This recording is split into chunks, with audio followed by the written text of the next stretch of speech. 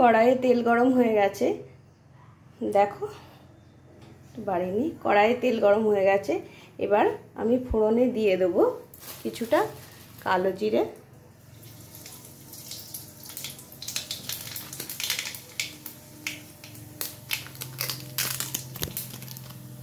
তেজপাতা,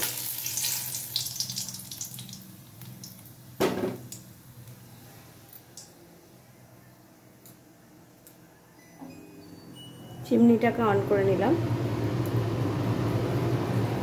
ফ্লেমটাকে বাড়িয়ে নিয়েছি। এরপরে আমি দিয়ে দেবো, দেখো ফোড়নগুলো ফুটে গেছে, তেলটা গরম হয়ে গেছে বলে কড়াইয়ে দাগ পড়ে গেছে। এরপরে ঝিঙে কেটে রেখেছি, ঝিঙেগুলোকে দিয়ে দেবো।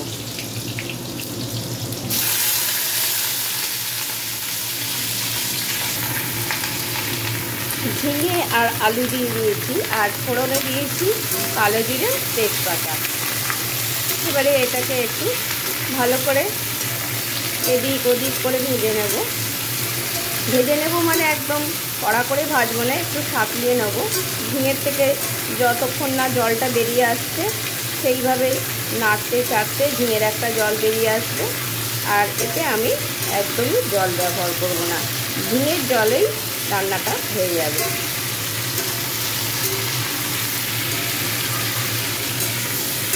তোমরা ঝিঙে আলু দেখে বুঝতেই পারছো যে রেসিপিটার কী হতে চলেছে। হয়তো তোমাদের সঙ্গে গেস করলে জিনিসটা তাই হচ্ছে, তবে আমি বলবো স্কিপ না করে ভিডিওটা দেখতে থাকো। আমি রেসিপিটা খুব সাদামাটাভাবে রান্না করার চেষ্টা করব। আর বিশেষ মশলা দিলে যে শরীরের পক্ষে হয়তো জিভে খেতে খুব ভালো লাগলেও শরীরের পক্ষে খুব একটা হেলদি হয় না, কারণ গ্যাস ট্যাসের একটা সমস্যা থাকে। তার জন্য আমি খুব একটা মশলা ব্যবহার করি না। আর হয়তো বলবো মশলা ব্যবহার করা একটু ব্যয়সাধ্য ব্যাপার, হ্যাঁ সেটাও হতে পারে, কিন্তু আমি বেসিক্যালি একটু বেশি মশলা ব্যবহার করলে একটা রাসায়নিক বিক্রিয়ার একটা ব্যাপার থাকে, এটা থেকে এটা করলে এই হয় ওই হয়, এরকম নানান চিন্তা ভাবনা রেখেই আমি এই মশলাগুলো ইউজ করি। আমি খুব একটা মশলা ইউজ করা পছন্দ করি না, সাদামাটাভাবে রান্না করতেই পছন্দ করি, এবং যেটা খেলে শরীরে একটা উপকার আছে, হেলদি হয়, সেইভাবেই আমি রান্না করার চেষ্টা করি। আর আমি বারবারই বলছি তোমাদের যে আমার ভিডিওর মধ্যে একটু রিয়েলিটি রাখার চেষ্টা করি, কারণ আমি যখন যে অবস্থায় থাকি আমি সেই অবস্থায় ভিডিও করে তোমাদের কাছে ছাড়াই ছেড়ে দিই, কারণ আলাদাভাবে কোনো চাকচিক্য বা রংচং দেওয়ার চেষ্টা করি না। কারণ আমি জানি আমি যেরকম আমার বন্ধুবান্ধবও সেরকম, সেই জন্য আমি সবসময় একটা রিয়েলিটি রাখার চেষ্টা করি। চলো এবারে আমি রেসিপিতে কী কী দিলাম, মানে এই ঝিঙে দিয়েছি, আলু দিয়েছি, আর বললাম তো তেজপাতা আর কালো জিরে ফোড়ন দিয়েছি। এরপর কী দিলাম চলো দেখি। বিশেষ কিছু মশলা নেই, শুধু নুন, আর এই নুনই দেবো, এতে কোনো হলুদও ব্যবহার করবো না। দেখো নুন দিতে দিতে নাড়তে নাড়তে ঝিঙেগুলো বেশ নরম হয়ে গেছে, মানে জলটা বেরিয়ে আসছে। জাস্ট আমি খালি নাড়াচাড়া করব। তোমরা যে যেরকম ঝাল পছন্দ করো তাই দেবে, আমি এটাই অন্য কোনো ঝাল ব্যবহার করবো না। স্রেফ কাঁচা লঙ্কা, আমি কাঁচা লঙ্কাগুলোকে গোটা গোটা করে দিয়ে দিলাম। কাঁচা লঙ্কা একটাও ছিঁড়ে বা ফেড়ে দিইনি, আমি কাঁচা লঙ্কাগুলো সব গোটাই দিয়েছি।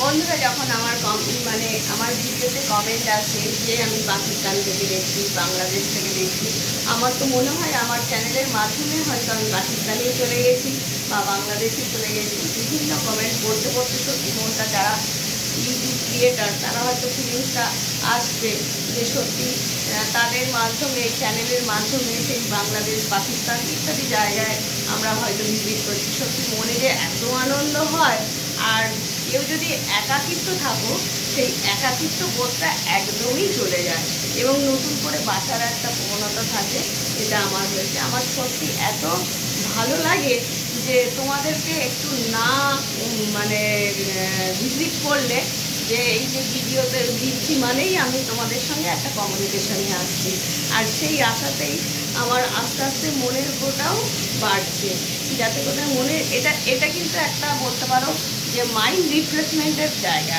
আমার তো মনে হয় যে সত্যি কিছু না হোক মাইন্ড রিফ্রেশমেন্টের জন্য তোমাদের সত্যি খুব দরকার, আর এই জন্যই আমি সব কিছু তোমাদের সঙ্গে শেয়ার করি। আর এরপরে আস্তে আস্তে আমরা আরও ঘনিষ্ঠ হব, আর তাতে আমি আরও সব কিছু তোমাদেরকে শেয়ার করবো। চলো আবার একটু রেসিপির মধ্যে যাই। দেখো, তোমাদের সঙ্গে তো গল্প করছি, গল্প করতে করতে দেখো আমার ঝিঙে আলুটা অনেকটা সাতলে এসছে। এবারে আমি একটু চাপা দিয়ে দেবো। তোমাদেরকে বলেছি আমি এটাতে একদম জল ব্যবহার করব না। দেখো, জল ছাড়া আমি এইভাবে চাপা দিয়ে আমি রান্না করে নেব। দেখো, এবারে একটা চাপা দিয়ে দিলাম, আঁচটা একটু কমিয়ে দিলাম। দেখো, আমি তেলটা ঢেলে নিলাম। আমি দুটো শিশিতে তেলটা ইউজ করি, এটাতে একটু বেশি করে তেল রাখি। আর আমি কি তেল ইউজ করি দেখো, ফরচুন কাচ্চি ঘানি, আমি এই তেলটাই ইউজ করি। এবারে আমি ঢাকনাটা আটকে দেবো। এটা বেশি তেল থাকে বলে আমি এটাতে রাখি, আর কম তেল থাকলে আমার এটাতে আমি কিছুটা ঢেলে রাখি। আমি এটা টাইট করে আটকে রেখে দিলাম।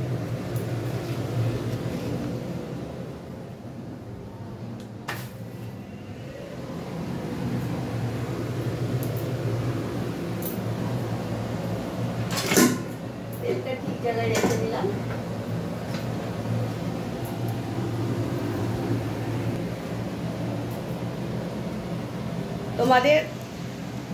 তোমাদের যে ভালোবাসা, সেই ভালোবাসার আমি কৃতজ্ঞতা জানাই, আমি ধন্যবাদ জানাই যে এই ভালোবাসা দিয়ে আমাকে আজ এতদূর নিয়ে এসছো। আগামী দিনে আমি আরও এগিয়ে যাব, আর সেই এগিয়ে যাওয়ার মূলে হচ্ছে তোমাদের ভালোবাসা। আমার তরফ থেকে তোমাদের রইল অশেষ ভালোবাসা আর কৃতজ্ঞতা, থ্যাঙ্কস। বারবার করে বলছি, সত্যি যারা ইউটিউব ক্রিয়েটার তারা প্রত্যেকেই এই অনুভূতিটা থাকবে যে সত্যি তোমাদের ভালোবাসা আর তোমাদের প্রচেষ্টা বা তোমাদের যে ভালোবাসা তো আছেই, ভালোবাসার সঙ্গে তোমরা যে যারা সত্যি সাবস্ক্রাইব করোনি বা আমার পরিবারের সদস্য হওনি, তাদেরকেও আমি ধন্যবাদ দিই। কারণ তারা তো আমার ভিডিওটাকে সময় নষ্ট করে দেখছো, খারাপ হোক ভালো হোক, পছন্দ হোক না হোক, চ্যানেলে তো ভিজিট করছো। হয়তো আমার আত্মীয় হতে পারোনি, ঠিক কথা, আস্তে আস্তে দেখতে দেখতে হয়তো তোমাদের সেই মনের দুর্বলতা থেকে আত্মীয় হবে। হ্যাঁ, তাদেরকেও আমি ধন্যবাদ দিই। আর চলো আবার দেখি আমার রেসিপিটা কতদূর এগোলো।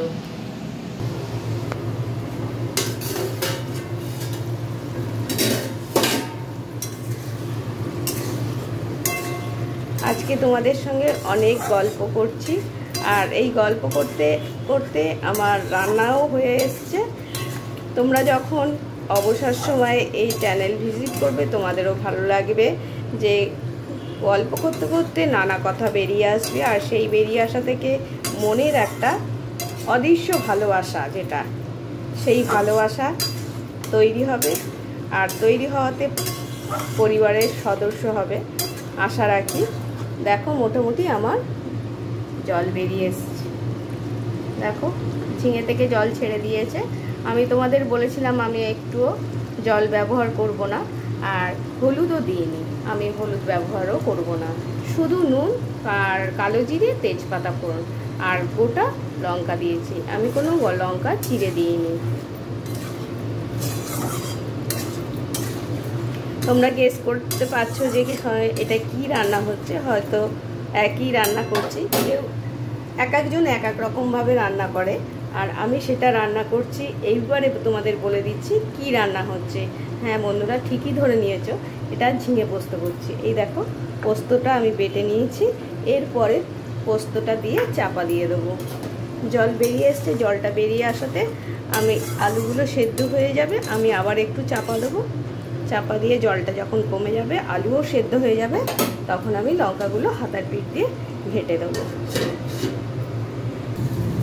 দেখো জলটা বেশ টেনে গেছে, আর এই সময় আমি দিয়ে দেবো পোস্তটা।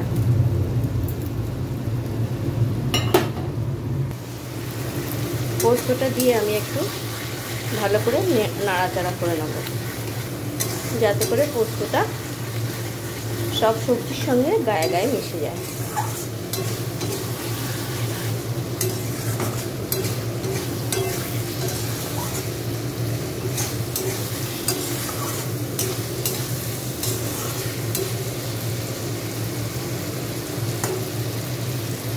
লঙ্কাগুলো আমি একটু ঘেঁটে দিচ্ছি।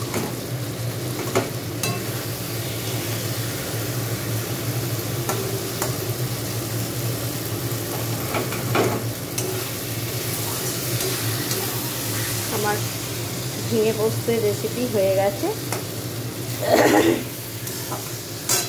এবারে তোমরা নামানোর সময় সর্ষের তেল দিয়ে নামাতে পারো।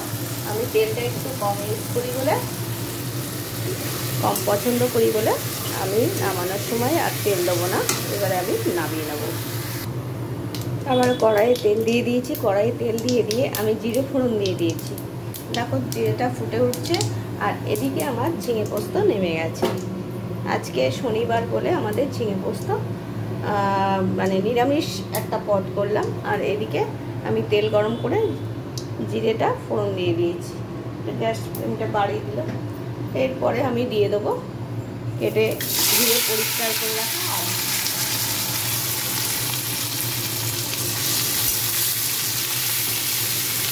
আলুটা দিয়ে একটু ভেজে নেব। আলুর সঙ্গে দিয়ে দিলাম টমেটো। টমেটো একটু নরম হয়ে এলে এবার দিয়ে দেবো সোয়াবিন। হ্যাঁ, কিছু ধরে নিয়েছো নেই। ঝিঙে পোস্ত হলো, এবার সোয়াবিন হচ্ছে।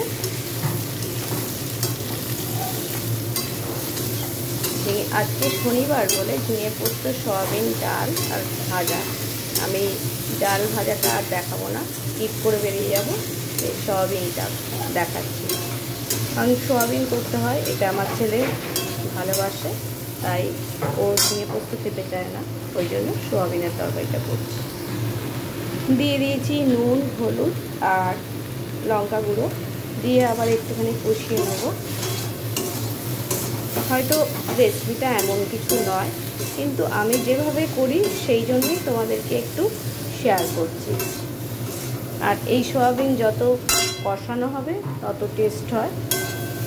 আমি এরপর আমি কোনো পেঁয়াজ রসুন ইউজ করব না, কারণ আজকে শনিবার। আজকে শনিবারে আমরা কোনো পেঁয়াজ রসুন আমিষ কিছু খাই না, সেই জন্য কোনো পেঁয়াজ রসুনের এই রেসিপির মধ্যে দেব না।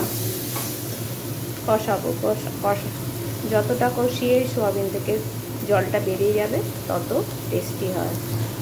দেখো অনেকটা ড্রাই হয়ে গেছে। এবারে আমি একটা মশলা, এটা হচ্ছে জিরে বাটা, আদা বাটা,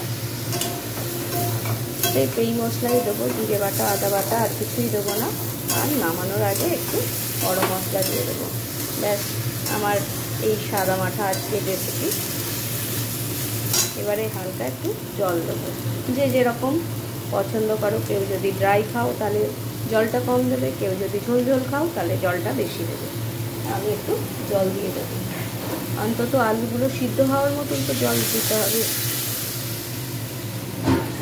জল দিয়ে এবার চাপা দিয়ে দেবো।